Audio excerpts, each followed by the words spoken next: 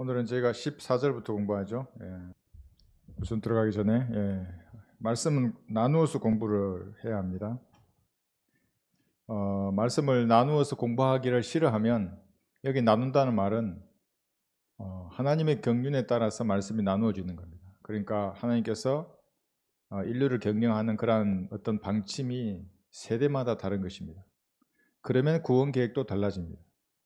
그런데 그렇지 않고 창세기로부터 계시록까지 그 모든 하나님의 말씀을 이 교회 시대에 자신에게 교리로 적용하면 이제 이단이 되고 사이비가 되는 겁니다. 그러니까 이것은 하나님의 명령을 거부한 대가입니다. 내가 진리의 말씀을 올바로 나누어 자신이 하나님 앞에 부끄럽지 않는 일꾼으로 인정받도록 공부하라 이렇게 분명히 명령을 했는데 나누지 않고 공부도 안 하기 때문에 모두가 짬뽕이 되는 겁니다. 구원도 짬뽕이고 진리의 지식도 막 섞여 있고 우리는 공부합니다. 나누어서 공부하는 겁니다. 그러니까 영혼을 사시는 하나님의 계획을 80년 사는 인간이 여기에 넣고 재단하는 겁니다. 이렇게. 그럼 어떻게 되겠습니까? 교회 시대 2000년 안에 다 집어넣는 겁니다. 영혼을. 창세기 6000년인데 아담 이전에 4000년, 교회 2000년, 그 다음 천년왕국 이렇게 했어요. 7000년인데 이 2000년 교회 시대의 모든 교리를 여기에 다 가져와 버립니다. 뿐만 아니라 그 과도기도 있습니다. 유대인에서 이방인으로 가는 과도기도 있고, 그리고 그 경륜이 다른 겁니다. 하나님의 교회가 태동되기 전에, 그리고 은혜의 복음이 정착되기 전에 왕국 복음을 전하던 때에서 은혜의 복음을 전하던 그 과도기도 있는데, 그 과도기 때에 전파되었던 그 복음을 또 교회 시대에 적용하고, 그러니까 아주 이단이 이렇게 틈타게 됩니다. 모두가 나누지 않았기 때문에 생긴 이단들입니다. 그러니까 말씀을 나누지 않기 때문에 진리의 지식을 정확하게 그들은 알 수가 없습니다. 그래서 자기가 보기에도 자기의 교리가 이상하니까 하나님의 말씀만을 가르치는 것이 아니라 과학이나 철학이나 인본주의 사상들을 가르치게 되는 겁니다. 그래서 그 목사의 교리를 가만히 설교를 들어보면 대학에 아주 잘하는 인본주의 강의가 되는 겁니다. 말씀은 없습니다. 그들에게. 나누지 않기 때문에 모든 걸 영적으로, 그러니까 서로 행위와 믿음이 부딪히면 한쪽은 언어로 풀어버리는 겁니다. 말씀을. 그러니까 그들은 결코 하나님의 진리의 지식을 이룰 수가 없습니다. 이런 사람들을 자연인이라 합니다. 고린도전서 2장을 보겠습니다. 자연인 목사들, 자연인 유튜브에 속아서 지옥으로 가는 겁니다. 고린도전서 2장 13, 14절을 보시면 또한 우리가 그것을 말하되 인간의 지혜가 가르치는 말로 하지 아니하고 성령께서 가르치시는 말로 하나니 영적인 일들은 영적으로 비교하여 말하느니라. 그러나 자연인은 하나님의 영의 일들을 받아들이지 아니하나니 이는 그 일들이 그 사람에게는 어리석게 여기기 때문이요 또 알 수도 없나니 이는 그 일들이 영적으로만이 분별되기 때문이니라. 여기 분명하게 말씀하는 겁니다. 받아들이지 않습니다. 말씀을 비교해서 이렇게 얘기하면 안 받아들입니다. 그들은 무슨 신천지의 비유풀이 좀 하는 줄로 그렇게 생각하는 겁니다. 그래서 성경은 모든 성경은 하나님의 영감으로 주어진 것으로 교리와 책망과 바로잡음과 어로 훈육하기에 유익하다고 디모데후서 3장 16절에서 말씀하시죠. 그래서 그 첫 번째 교리는 반드시 공부를 해야 알 수 있는 것들입니다. 공부하지 않으면 교리를 모릅니다. 교리를 못하면 맹탕이죠. 교리를 모르는데 어떻게 이단들과 싸워서 진리의 기초를 높이 들 수 있겠습니까? 공부해야 하는 겁니다. 역사적으로 누구에게 적용했고 그 다음에 미래 예언적으로는 누구에게 해당되는 말씀인지를 공부해야만 알 수 있습니다. 근데 그 나머지 말씀들, 책망이나 바로잡음이나 훈육을 위해서는 어떤 말씀이라도 우리에게 적용할 수 있는 겁니다. 우리가 계시록이나 창세기 1호부터 계시록까지 모든 말씀은 다 나에게 영적으로 교훈이 됩니다. 그것이 책망이나 바로잡음이나 훈육하기에는 어떤 말씀도 나에게 적용해서 영적인 양식으로 삼을 수 있습니다. 이렇게 여러분 한번 이렇게 큰 틀을 딱 짜 놓으시고 교리로 적용할 때는 이건 공부해야 내가 해야 되기 때문에 잘 이해가 안 간다면 체크해 두시면 됩니다. 다음에 공부하면 됩니다. 질문하셔도 되고. 나머지 것은 언제나 펴서 나한테 훈육하는 겁니다. 성도로서 올바른 삶을 살기 위해서. 하나님의 자녀답게 이 세상을 살기 위해서는 책망을 받는 겁니다. 그 말씀으로. 도전을 받고 힘을 얻는 그 말씀으로는 얼마든지 모든 성경을 다 자신에게 인용할 수가 있는 겁니다. 히브리서 12장 여기 14절 한번 보겠습니다. 그래서 오늘도 여기 이제 히브리서 12장 공부하는데 여기도 교리로 적용해야 할 말씀이 있고 영적으로 적용해야 할 말씀이 혼재되어 있습니다. 히브리서 12장입니다. 그 말씀에 그럼 어떤 것은 교회 시대의 교리인가 혼재되어 있다면 그것이 그래서 로마서로부터 빌레몬서까지 발수신과 일치하는 내용들이면 이제 그것이 우리 교회 시대에도 교리로 적용할 수 있는 겁니다. 그렇지 않으면 그것은 영적으로 우리에게 적용하는 겁니다. 여기 12장 14절 자, 한번 보십시오. 이 문장에도 많은 의미가 있습니다. 모든 사람과 더불어 화평함과 거룩함을 추구하라. 이것이 없이는 아무도 주를 보지 못하리라. 여러분 그러면 화평함과 거룩함 이것이 없이는 주를 보지 못한다고 말했습니다. 그러면 얼마나 많은 사람들이 주를 보지 못하겠습니까? 이 교회 시대에 이 교리를 적용한다면. 자, 똑같은 의미에서 마태복음 여기 그대로 손가락 껴두시고 마태복음 5장도 한번 보겠습니다. 마태복음 5장 8, 9절을 보시면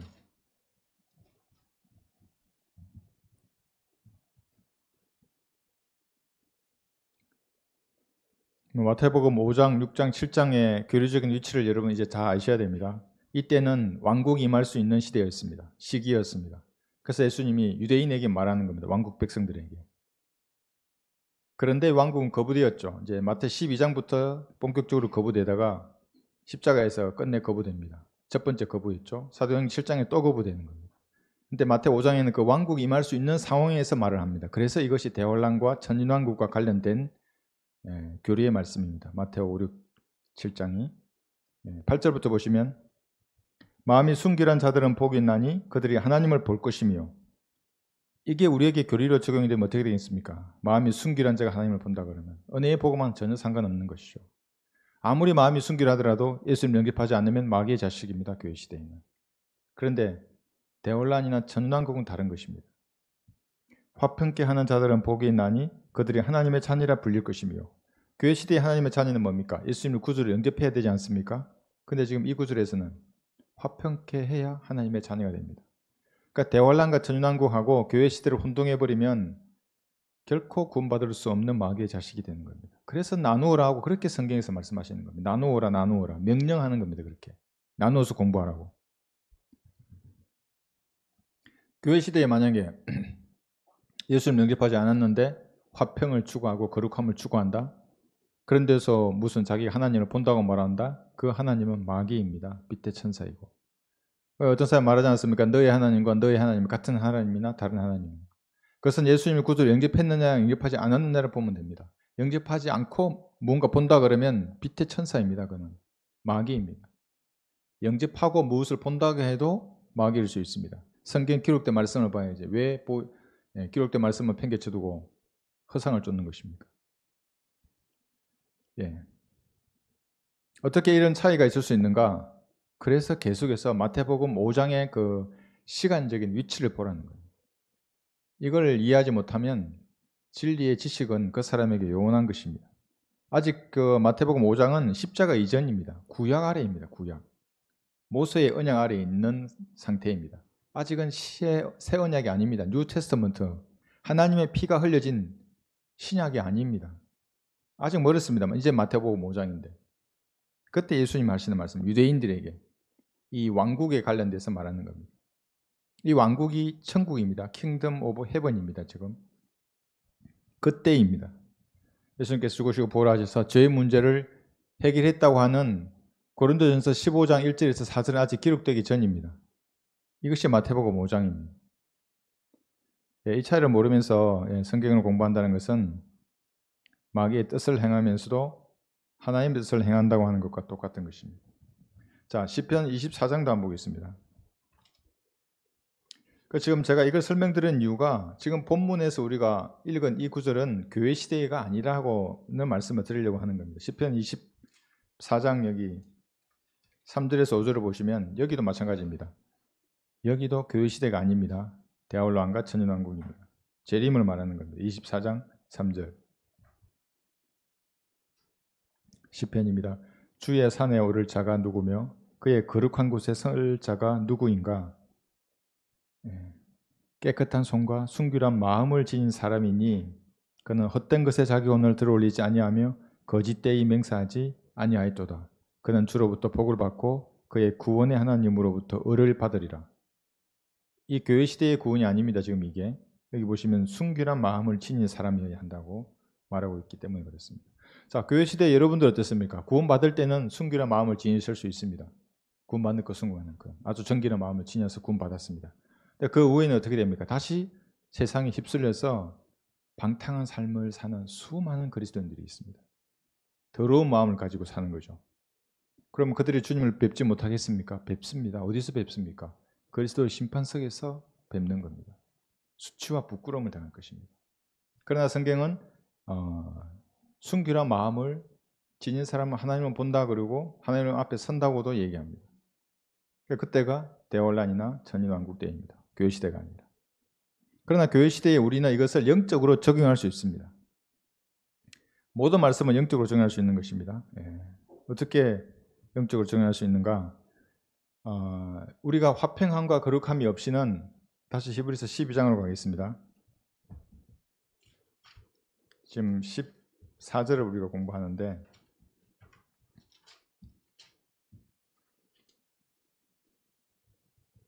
화평함과 거룩함을 추구하라 그러는 겁니다. 이걸 영적으로 우리에게 적용하면 화평함과 거룩함이 없이는 성령 충만한 삶을 살 수가 없습니다. 하나님과 정상적인 교제를 할 수 없는 겁니다. 그래서 우리의 화평을 빼앗는 게 무엇인가를 살펴보고 그것을 정리해야 합니다. 버려야 할 것은 버리고 잘라야 할 것은 자르고 취해야 할 것은 취하고 그러면서 화평하고 거룩함을 추구해야 하나님과 정상적인 교제가 되고 성령 충만함을 유지할 수 있습니다. 그런데 그렇게 되지 않는다 하더라도 그리스도의 심판석에서 하나님을 뵐 것입니다. 우리는. 그러나 대환란 때는 다릅니다. 화평함과 거룩함이 없이는 하나님을 보지 못합니다. 자, 계시록 1장 7절에서는 또 이렇게도 말씀하십니다. 하나님을 본다는 것에 대해서. 손을 히브리서 12장은 여기 끼워두시고요. 계시록 1장 7절에 보시면 보라 그가 구름들과 함께 오시리니 모든 눈이 그를 볼 것이며 그를 찌른 자들도 볼 것이요 또한 땅의 모든 족속이 그로 인하여 애곡하리라. 그대로 되리로다. 아멘. 이렇게 합니다. 예수님의 재림이죠. 어떤 사람은 그럽니다. 재림 휴거가 뭐 다른 것이냐 그러는데 성경을 읽어보면 답이 나옵니다. 휴거와 관련된 구절은 구원받지 않은 죄인들은 모르게 옵니다. 모르게 그 사람의 이름이 불려지고 하늘로 변해서 올라갑니다. 재림은 모든 사람들에게 공개적으로 예수님 오시는 겁니다. 지금 그걸 얘기하는데 본다고 말합니다. 모든 눈이 그를 볼 것이며 누군 보고 안 보고 아닙니다. 재림하신 예수님은 모든 눈이 그를 볼 것입니다. 아마 TV에 생중계될 것입니다. 그렇지 않겠습니까, 여러분? 이렇게 요즘 올림픽 TV로 방영한다고 난리를 치고 있는데. 그리고 또 있습니다. 백보자 심판은 어떻게 됩니까? 모든 인류가 아담 이후로 태어난 모든 인류가 다 하나님을 볼 것입니다. 천사들도 하나님을 볼 것입니다. 타락한 천사들, 타락하지 않은 천사들, 그룹도, 스랍도, 천사들도 모든 존재들이 백보자 심판에서는 하나님을 볼 것입니다. 자, 그런데 이 본문에서는 왜 이렇게 말을 했을까요? 화평함과 거룩함이 없이는 아무도 주를 보지 못하리라. 이게 이제 간단한데 뭐 이렇게 결론적으로 말씀드리면 대환란에는 하나님께서 대환란 마지막에 유대인들에게 나타나십니다. 예수님께서 그들에게 보여주십니다. 자신을 나타내서. 그런데 조건이 있습니다. 대환란 마지막 부분에 예수님께서 유대인들에게 나타나실 텐데 자신을 보여주시면서 힘을 주시는 겁니다. 이 대환란을 끝까지 견뎌라. 네가 견디어서 가나안 땅에 너 옛날 조상들이 들어갔듯이 천년왕국이라고 하는 약속의 딸에 들어가야 한다. 그렇다 견디라고 하면서 예수님께서 힘을 주실 것입니다. 근데 그것을 보려고 하면 조건이 필요한데 그것이 화평함과 거룩함입니다. 그게 교리적으로 대환란 때 유대인 성도에게 적용되는 겁니다. 지금 우리는 영적으로 그걸 적용할 수가 있습니다. 이렇게 하면 완전히 구분이 되죠. 그래서 이 히브리서 9장 한번 보겠습니다. 9장 28절에 보시면 이렇게 말씀하십니다. 그리스도께서도 많은 사람의 죄들을 담당하시라고 한 번 들어주셨고 두 번째는 자기를 바라는 자들을 구원에 이르게 하시려고 죄 없이 나타나시리라. 이것이 대환란 끝에 예수님께서 유대인 성도에 나타나신다는 말인데 그 누굽니까? 그 안산홍 파들, 그 아주머니 한 5명이 저희 집에 찾아와가지고 이게 안산홍이라는 겁니다. 이게 그때는 안산홍이 죽어서 이제 장길자라 그러고, 그래서 사이비에 빠지면 사람이 미치게 되는 겁니다. 그러니까 인간들의 말로는 미친 인간들입니다. 성경적 용어는 마귀 들린 자들입니다. 마찬가지입니다. 계시록 19장 흰말 탄 자가 이만이라 믿어도 그는 정신 나가게 되는 겁니다. 똑똑한 사람은 돌아오는 겁니다. 다 거기에서 빠져 있다가. 멍청한 사람은 끝까지 따라가다가 지옥에 가는 것이고. 시편도 한번 보겠습니다. 67편 보시면, 시편 67편 여기 1절에 보시면, 하나님께서 우리에게 자비를 베푸시고 우리에게 복을 주시며 주의 얼굴을 우리에게 비추시기를 원하나이다. 셀라. 여러분, 셀라가 있으면 제레미야가 그랬죠. 주의 얼굴을 대환란 끝에 유대인 성도들에게 예수님께서 나타내실 것입니다. 시편 80편도 보겠습니다. 7절에 보시면, 오 만군의 하나님이 우리에게로, 여기 우리가 유대인입니다. 우리에게로 다시 돌이키시어 주의 얼굴을 비추소서. 얼굴을 보여달라는 겁니다. 대환란 때 그리 하시면 우리가 구원을 받으리이다. 그러니까 이 시편 80편 7절입니다. 이 대환란 때에는 믿음과 행위로 견뎌내야 하는데 인간의 힘만으로는 견딜 수가 없습니다. 어떤 육체도 구원받지 못합니다. 대환란 때는 그 기간을 단축하지 않으면. 그리고 예수님께서도 그들에게 힘을 내게 하시려고 나타나시는 겁니다. 얼굴을 보시는 겁니다. 얼마나 환성을 지르겠습니다. 아, 우리가 기다렸던 왕께서 이제 곧 재림하시겠구나. 그걸 통해서 다시 힘을 얻는 겁니다. 그래서 야곱의 고난의 때라 그럽니다. 교회하고는 상관이 없는 겁니다. 야곱의 12아들의 후손들이 받는 그 고난의 때입니다. 그래서 교회는 하나님께서 먼저 데려가는 겁니다. 환난 전에 휴거하는 겁니다. 그 사람들은 화평함과 거룩함 속에 거해야만이 하나님의 얼굴을 볼 것입니다. 그렇지 못하면 보지 못합니다. 어떻게 됩니까? 그러면 구원을 잃어버리는 겁니다. 대환란 시대에는 하나님의 초자연적인 도움이 없이는 대환란 때 살아남을 수 있는 사람이 없습니다. 여러분, 이 지금 현재 시대만 하더라도 여러분 카드 없으면 어떻게 살 수 있습니까? 현금으로? 이제 좀 보십시오. 현금이 사라질 겁니다. 아마 디지털 화폐가 다 통용될 것입니다. 어떻게 될까요? 모든 정보가 중앙에서 하나하나 다 확인하고 통제하고, 여러분의 위치뿐만 아니라 여러분 아마도 여러분의 상태까지 다 알 것입니다. 건강 상태부터 해서 심리적인 상태까지 그 칩을 받는 순간. 자, 그래서 대환란 끝에 이런 일이 있을 것이고, 이제 사도 바울은 이방인을 위한 사역자로 부름을 받았죠. 그런데 이 사도 바울은 유대인의 모형입니다. 환난 가운데 남은 유대인의 모형입니다. 어떻게 알 수 있는가 하면 다마스커스에서 밝은 빛을 보았습니다. 예수님의 얼굴을 보았죠. 이것이 바로 대환란 때 유대인들이 대환란 끝에 예수님의 얼굴을 보게 되는 것에 대한 예표입니다. 공개적으로 나타나시는 겁니다. 자기를 바라는 자들에게 하나님께서 대환란 끝에 나타나십니다. 마태복음 17장 7절을 보겠습니다. 그러니까 교회 시대를 사는 사람들에게는 사실은 몰라도 될 말씀이지만 대환란을 통과할 사람들에게는 알아야죠, 이 교리를. 그래서 성경에 기록되어 있는 겁니다. 근데 이걸 교회 시대에 그냥 다 무조건 가져와서 영적으로만 적용하면 이 진리를 알 수 없는 거죠. 마태 17장 7절에 보시면, 지금 이것이 재림의 예표입니다. 17장은 예수님의 몸이 변형되는 겁니다. 언제의 모습으로? 천년왕국 때 예수님의 영광스러운 모습으로 미리 변형이 되는 겁니다. 여기 17장 7절에 보시면 예수께서 오셔서 그들을 만지시며 말씀하시기를 일어나라, 그리고 두려워 말라고 하시더라 라고 대환란 때에도 그들의 유대인들에게 말할 것입니다. 두려워 말라고. 이제 곧 내가 재림할 거라고. 두려워 말라. 자기들의 힘만으로는 대환란을 견딜 수가 없습니다. 그래서 이들을 계시록 14장에는 이렇게 말합니다.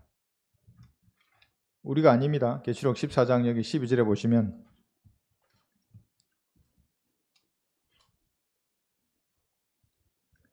우리는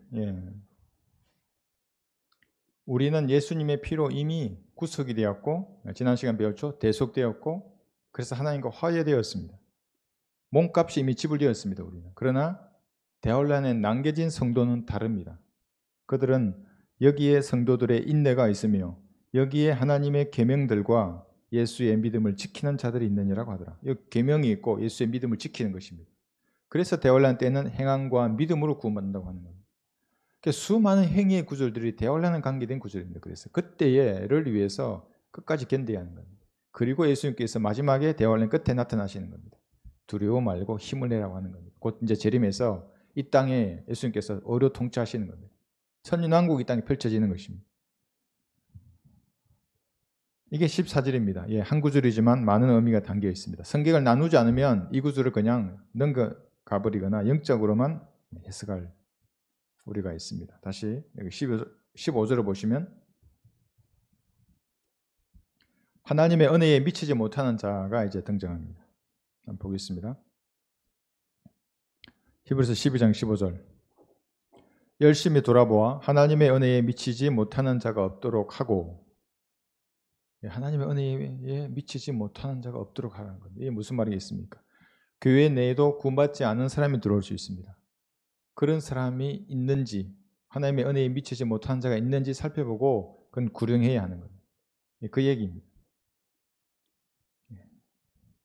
그리고 또 썬뿌리 얘기 나옵니다. 이제 교회 시대에도 영적으로 적용할 수 있습니다. 하나님의 은혜에 미치지 못하는 자가 없도록 하고, 썬뿌리가 나와서 너희를 괴롭게 하거나 혹 그것 때문에 사람이 더럽혀지지 않도록 하라는 겁니다. 교회 시대의 썬뿌리는 언제든지 처리할 수 있습니다. 그러나 대환란 때 만약에 썬뿌리가 전염이 되어서 더럽혀지면 구원을 잃어버립니다. 그게 무서운 겁니다. 이 대환란 때의 썬뿌리는. 썬뿌리가 무엇이겠습니까? 예.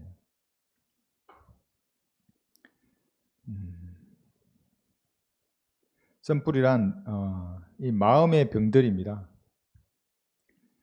여기 보시면 신명기 29장을 보겠습니다. 여기 18절에 보시면 지금 신명기를 인용한다는 말의 의미는 율법이 이제 다시 살아나는 시대입니다.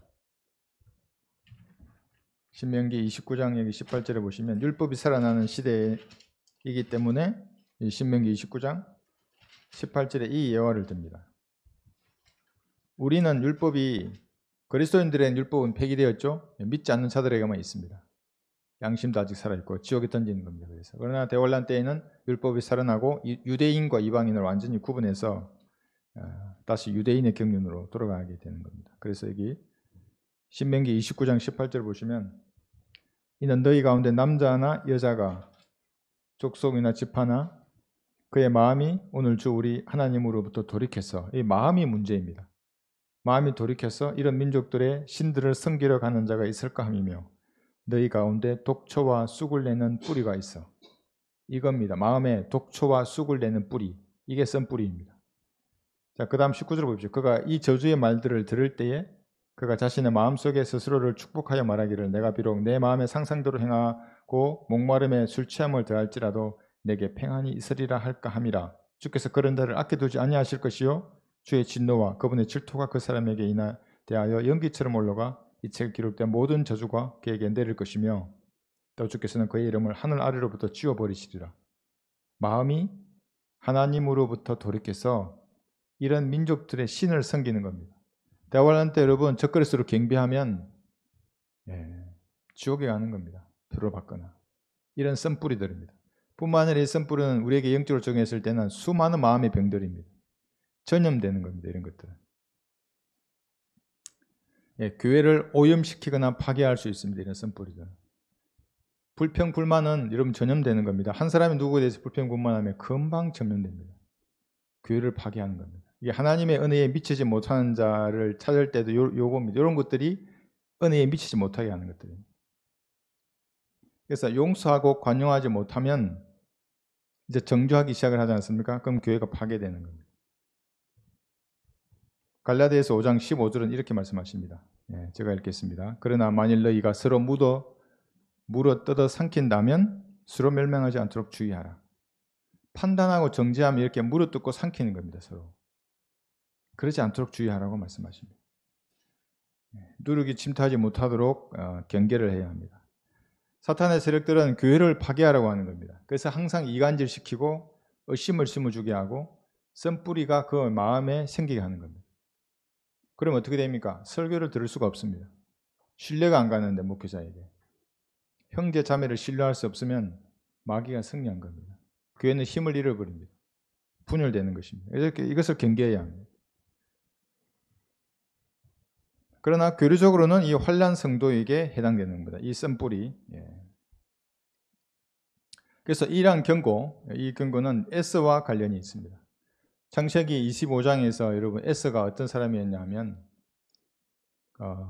팥죽 한 그릇에 여러분 장자꾼을 팔았다고 합니다. 에스가.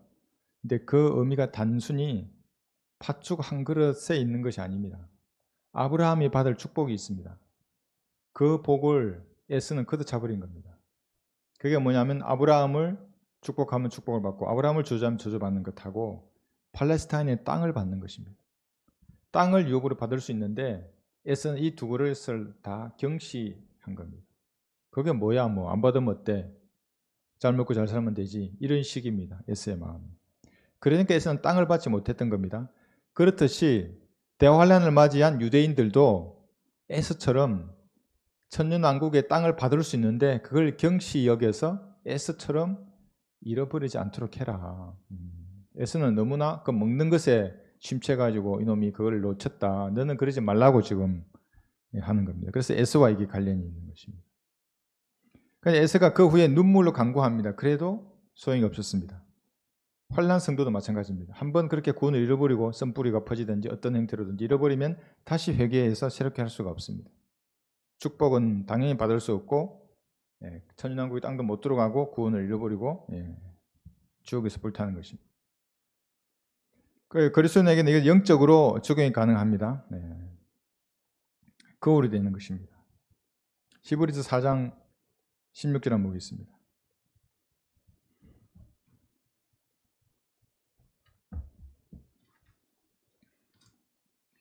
이 은혜에 미치지 못한다는 것은 다양하게 우리가 살펴볼 수 있는데 그 중에 하나가 때를 따라 돕는 은혜에도 이게 적용할 수 있습니다.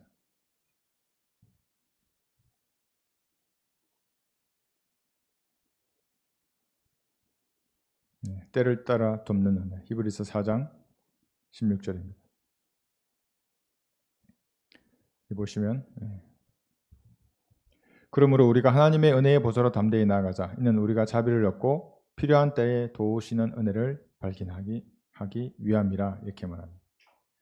하나님의 은혜에 미치지 못하는 자가 없도록 각별하게 살펴봐야 합니다. 자신도 살펴보고 형제 자매도 살펴보고 위해서 기도해주고 그렇게 해서 우리 중에 아무도 타락함으로써 하나님과의 이 축복에서 멀어지지 않도록 해야 됩니다.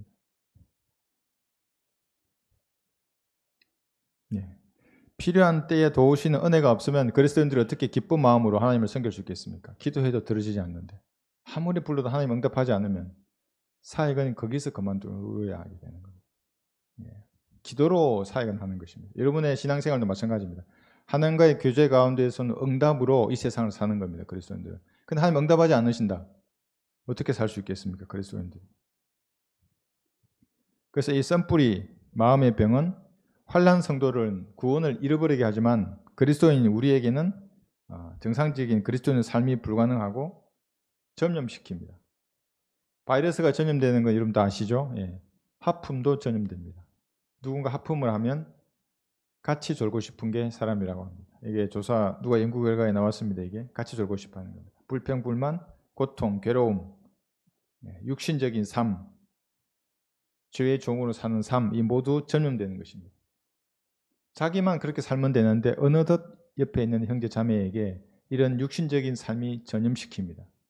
아주 지배하고 타인에 대해서는 정죄하기를 아주 그냥 적시적시하면서 자신에 대해서는 관대한 것입니다. 남 몰래 여러분들 비판을 하지 않습니까? 새들이 그 사람에게 가서 알려줍니다. 그러니까 말하지 말아야 합니다. 말을 조심해야 하는 것입니다.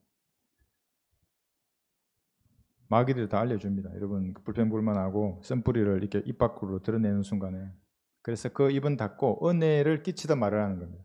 소금으로 맛을 내듯 말을 해라. 그 말이 그 말입니다. 형제 자매들 간의 사이에 마찬가지입니다. 그런데 뭔가 부족해 보여 그 사람이. 그건 골방에 가서 기도해 주는 겁니다. 그 사람을 위해서. 도마 위에 올리는 게 아니라. 그 세상 사람들이 그렇게 하는 겁니다. 그 맨날 남의 흉이나 보고 욕이나 하지 않습니까? 우리는 대신 기도해주고 소금으로 맛을 내든 말을 해서 그 사람에게 활기를 주는 겁니다. 그리고 살게 하는 겁니다. 그 사람을. 예. 그럼 마음속에 그런 씀뿌르기 있다 그러면 보혈의 능력으로 다 씻고 성경 공부하러 나와야 되고 보혈의 능력으로 다 씻고 예배 드려야 하는 겁니다. 근데 어둠을 품고 예배 드리려고 나왔다 현장에 앉아 있으면 계속 딴 생각만 드는 겁니다. 은혜 받을 수가 없습니다. 하나님 예배를 받지 않으십니다. 16절 다시 보겠습니다. 히브리서 12장 16절.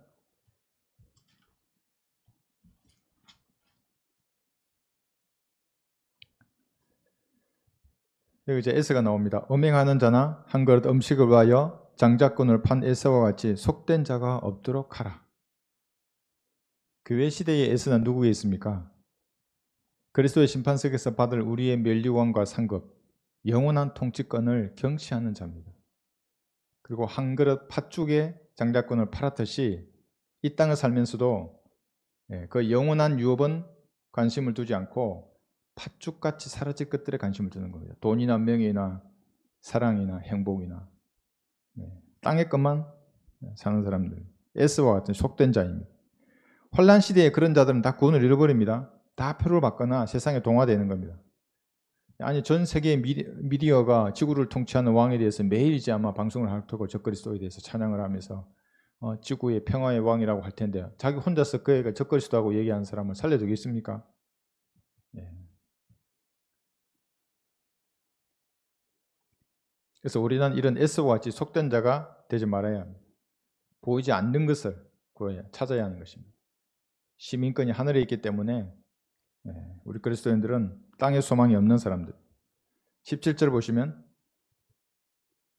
너희가 아는 바와 같이 그 후 그가 축복을 유업으로 받으려고 했을 때 거절당하였으며 눈물로 간절히 구하였지만 회개의 기회를 얻지 못하였느니라.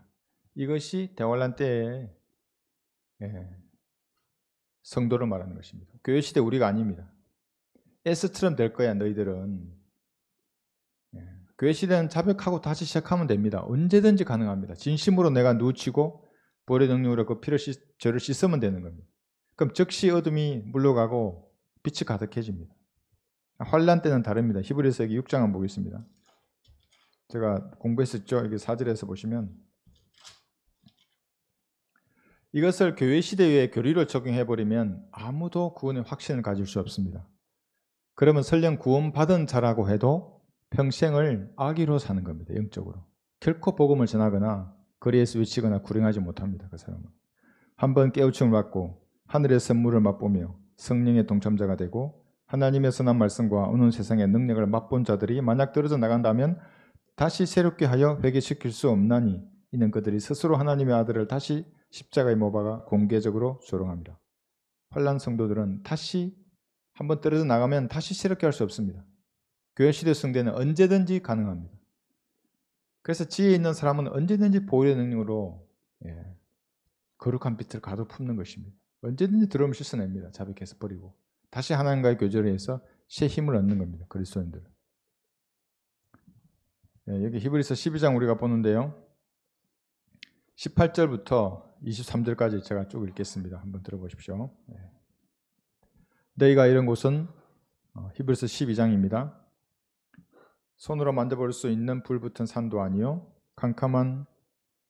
캄캄함과 어두움과 폭풍과 납벌소리와 말하는 음성이 있는 산도 아니니라. 그 음성을 들은 자들은 자기들에게 더 말씀하시지 않기를 간구하였느니라. 이는 그들의 만일 들 짐승이라도 그 산에 닿는다면 돌에 맞거나 화살에 맞으리라는 명령을 견뎌내지 못함이라. 그 광경이 그처럼 모세에 무섭기에 모세도 말하기를 내가 심히 두렵고 떨린다 하였느니라. 그러나 너희는 시온산과 살아계신 하나님의 도성인 하늘의 예루살렘과 무수한 천사들과 하늘에 기록된 첫째로 난 자의 총회와 교회 모든 곳의 심판자이신 하나님과 온전하게 된 의인들의 영들과 이 정도 좀 읽어보시면 말이 어려워 보이는데 이게 대환란 분위기가 풍기는 말씀들입니다. 여기에는 믿음으로 말미암아 은혜로 구원다는 말씀이 전혀 없습니다. 여기에는 예수님의 피를 믿음으로 구원다는 말이 없습니다. 그 대신에 여기 보면 20절 보면 견뎌내지 못함이라. 21절에는 무섭기에, 여기 뒤에 26절에 보면 땅을 뒤흔들어, 29절에는 소멸케 하리는 부리심이라, 이런 구절이 계속 나와 있습니다. 대환란에 관련된 말씀들입니다. 그리고 여기서 또 우리가 하나 봐야 될 것이 우리 하나님이라고 말합니다. 표현이 우리 하나님. 그리고 너희라고 말합니다. 여기 너희가. 그리고 우리 하나님 이렇게 되어 있는데, 우리 하나님은 유대 민족이 다른 신들과 이렇게 차별해서 성경에 하나님을 부를 때에 우리 하나님 이렇게 부릅니다. 다소 구약적이고 유대적인 표현입니다. 물론 우리 그리스도인들이 그렇게 우리 하나님이라고 해도 되지만 우리에게는 나의 하나님이라고 하는 것이 적절합니다.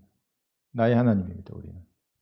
그리고 여기에 너희라고 되어 있지 않습니까? 성경에서 너희라고 할 때는 하나님께서 유대인에게 너희라는 단어를 쓰십니다. 너희.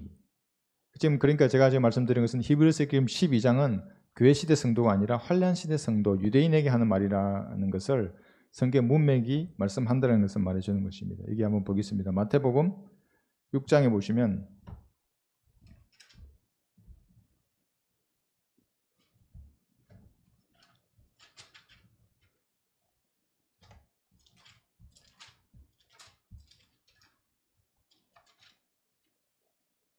6장 7절에서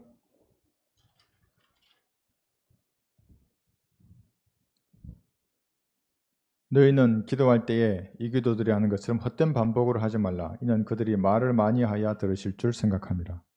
여기 너희가라고 말할 때 이 너희가 유대인, 하나님께서 유대인들에게 말할 때 너희라고 하는 거예요. 지금 유대인들에게 말하고 있습니다. 그러므로 너희는 이렇게 말합니다. 8절에서도 또 9절에서도 너희는 이렇게 기도하라. 지금 이게 주기도문도 이건 제자들의 기도죠. 제자들의 기도를 어떻게 하냐고 예수님 물으실 때 답변하신 말씀입니다. 주의 기도는 요한복음 17장입니다. 성경을 모르는 사람들이 그렇게 하는 것입니다. 그래서 여기 32절에 보셔도 오히려 너희는 그럽니다. 여기 너희도 마찬가지입니다. 하나님께서 유대인에게 말할 때 너희는 그럽니다. 먼저 하나님의 나라와 그분의 의를 구하라. 그리하면 이 모든 것을 너에게 더해 주시리라. 교리적으로는 하나님의 의는 예수님이다. 십자가에 못 박혔다가 부활하신 예수님. 그 사실을 믿으면 우리에게 의가 증가되기 때문에 우리는 하나님의 의를 구한 사람들입니다. 그런데 이것을 영적으로 적용하면 하나님의 관계된 일을 먼저 하라 이 얘기입니다. 하나님을 기뻐하시는 일을 하라. 그러면 나의 문제도 해결됩니다. 사실은. 그런데 사람들은 믿지 않죠. 이 말씀을. 자기 일만 하는 겁니다. 그리스도 예수의 일은 신경 쓰지 않고. 그리스도인들은 하나님의 일을 먼저 하는 것입니다. 자, 히브리서 12장 다시 보시면 우리 하나님, 교회 시대 성도의 하나님이 아닙니다. 12장 지금 여기 23절까지 읽었죠. 이 본문이 모세와 시내사의 사건에 대해서 말하고 있지 않습니까? 그러니까 율법이 작동하고 있는 그 세대를 말하는 겁니다. 대환란입니다. 지금 환란기의 유대인들에게 본문이 말씀하시는 겁니다. 여기 22절에 보면 시온산이 나옵니다. 이 시온산은 셋째 하늘에 있는 산입니다. 정북 방향에 있습니다. 하나님의 도성은 그곳에 있는 시온산. 22절은 하늘의 예루살렘을 말하죠. 본향을 사모하는 모든 성도들에게 해당하는 말씀입니다. 하늘에 있는 예루살렘. 아브라함이 바랬던 도성은 천년왕국 때 이 땅에 세워질 도성이었습니다. 그런데 우리가 바라보는 도성은 새 예루살렘 도성입니다. 저와 여러분이 갈 곳이죠.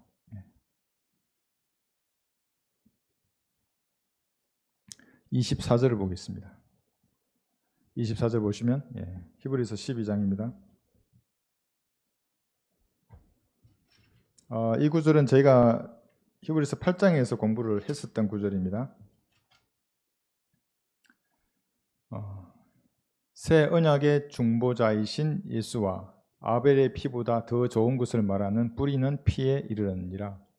여기서 새 언약이 뉴 커비넌트입니다. 그러니까 뉴 테스터먼트가 아닙니다. 그러니까 이 말의 의미는 이 뉴 테스터먼트라고 하는 이 신약은 하나님의 피로 피가 흘려진 그때부터 발효된 언약입니다. 그런데 여기서 뉴 커비넌트라고 말한다는 것은 피와 상관이 없습니다. 예수님이 재림하셔서 천년왕국이 되면 그때 이스라엘 질과 맺어질 언약입니다. 이스라엘이 민족들의 머리가 되는 겁니다. 천인왕국에서는. 그 언약을 말하는 겁니다. 그 언약의 중보자가 예수님이십니다. 우리와는 상관없죠. 우리는 뉴 테스트먼트입니다. 새 언약의 중보자이십니다. 그 언약의 중보자도 예수님이십니다. 그런데 이제 보십시오. 아벨의 피보다 더 좋은 것을 말하는 뿌리는 피에 이르느니라. 여러분, 피가 말을 합니까? 더욱 좋은 것을 말하는 뿌리는 피. 무생물이 말을 할 수 있습니까? 시편 19편 한번 보겠습니다. 피가 어떻게 말을 하는가? 무생물도 말을 합니다. 시편 19편 여기 1절을 보시면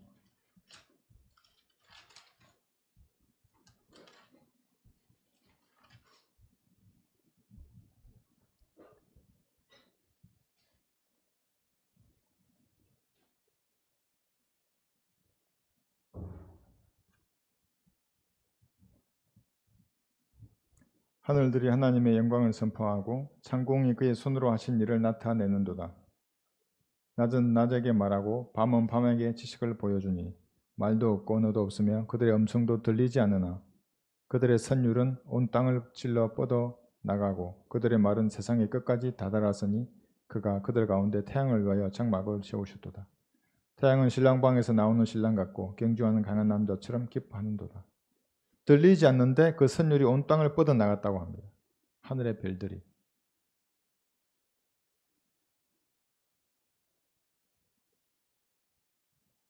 낮은 낮에게 말하고 밤은 밤에게 지식을 보여주니 이렇게 말하고 있습니다. 그러니까 피도 말을 하는 것입니다.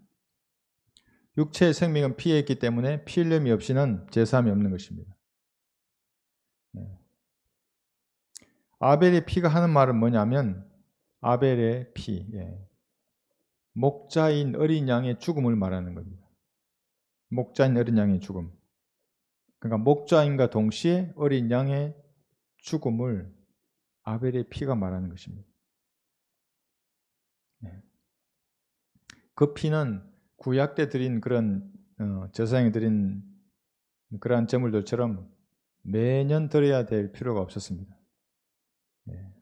매번 다시 드릴 필요가 없었죠. 완벽한 희생 제물이었습니다. 완전한 구속을 이루셨습니다. 그래 아벨의 피보다 더 나은 것을 말하는 피입니다. 히브리서 9장 보겠습니다. 9장 14절에 보시면 하물며 영원하신 성령을 통하여 흠없는 자신을 하나님께 드린 그리스도의 피가 어찌 죽은 행실에서 너희 양심을 정결케 하여 살아계신 하나님을 섬기게 하지 못하겠느냐. 아벨의 피보다 훨씬 낫습니다. 양심을 정결케 하는 겁니다. 10장 22절도 보겠습니다. 우리가 믿음의 온전한 확신 가운데서 진실한 마음으로 다가가자. 이는 우리의 마음은 핏부림을 받아 악한 양심으로부터 깨끗해졌고 우리의 몸은 순수한 물로 씻겼기 때문이라. 악한 양심으로부터 깨끗해졌습니다. 핏부림을 받아서. 아벨의 피보다 더 나은 것을 말하는 뿌린 피입니다. 예수님의 피가.